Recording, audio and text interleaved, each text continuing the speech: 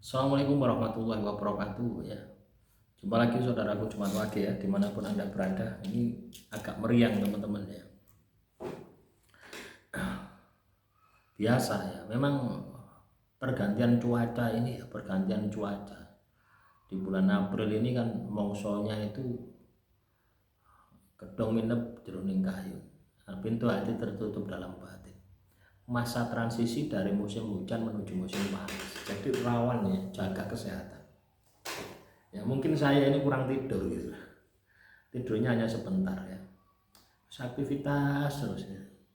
Dari pagi ya, dari habis subuh itu sampai katakanlah jam 10 malam. Itu pun kadang jam 1, jam 2 itu baru tidur. Ya, akhirnya daya tahan tubuh ngedrop ya. Nah, ini bisa diatasi juga dengan suplemen ya. Kita minum suplemen misalkan madu, susu telur madu cair dan sebagainya. Ya, ini juga bisa menjadi contoh ya bagi teman-teman Jumat Wage yang lainnya yang kondisi tubuh Anda drop ya di bulan-bulan April. Itu memang juga ada pengaruh dari kondisi alam gitu ya. Dari biasanya hujan, adem, terus kena panas. Ya. Jadi podoke mari kecelup di PP. Kecelup di PP ya suwe-suwe ini ambruk. Ya, ini yang perlu diperhatikan. Kembali ke materi kaitannya dengan saudara kita ini. Saya ini Jumat Wage, kenapa kok disantet terus menerus? Kenapa kok kena sihir terus menerus? Ya sebenarnya tidak seperti itu. Tidak mungkin lah orang itu melakukan sihir itu terus menerus, itu tidak mungkin. Ya, sopo yang kuat gitu loh, membayar dukun sihir gitu. Ya, yo melakukan sihir itu paling 5 kali atau 100 kali lah gitu ya. 5 kali sampai 100 kali. Misalkan ada 100 dukun. Ya. Dukun pertama tidak masuk, dukun kedua tidak masuk. Dukun ke-20 masuk ke dalam tubuh Anda. Akhirnya Anda bereaksi ya, tumbang. Ya. Tumbang ekonomimu, tumbang kesehatanmu, pokoknya tumbang semuanya. Maka Anda melakukan pengobatan, pembersihan, Anda ruqyah. Ya, ruqyah kepada si A, sembuh. Tapi seminggu lagi ya, tambah nemen. Itu bukan berarti sihir yang dahulu ya. Bisa jadi sihir yang kedua yang masuk. Bisa jadi sihir yang ketiga yang masuk. Jadi prinsipnya seperti itu. Jadi ibarat Anda ini diserang katakanlah 100 dukun sihir. Itu seperti anak panah ini. Ya, misalkan dukun sihir yang ke-10 masuk set. Berarti ada 99 yang belum masuk. Tapi menunggu di luar. Ya. Anda melakukan pengobatan. Setelah melakukan pengobatan, sembuh, Anda terlena, ibadai melempok, tirakati melempok, masuk lagi yang ke-11. Ya. Ketika Anda tidak melakukan pengobatan, pembersihan, masuk lagi yang ke-14 sampai 100 tadi masuk ke dalam tubuh Anda, pasti Anda hancur lebur. Ya. Hancur kesehatan, ya mungkin bisa juga berakhir dengan kematian. Ya memang orang melakukan sihir itu kan tujuannya kematian gitu. Mati ya, mati kesehatannya, mati sandang pangani, ya mati nyawoni. Ya. Itu yang terjadi. Makanya saya punya ide ya, inisiatif kemarin itu buat garam itu ya. Garam pembersihan itu pemakaian 1 tahun supaya Anda itu setiap hari konsumsi. Dan setiap hari tak wiriti, walaupun katakanlah kemarin kau kesel ya, itu jam berapa itu, jam 1 itu saya menyelesaikan itu, karena itu bentuk komitmen saya gitu. Nah itu teman-teman ya. Jadi ketika Anda 1 kali terkena sihir, Anda sadar, Anda terus melakukan pengobatan selamanya, Anda harus waspada ya.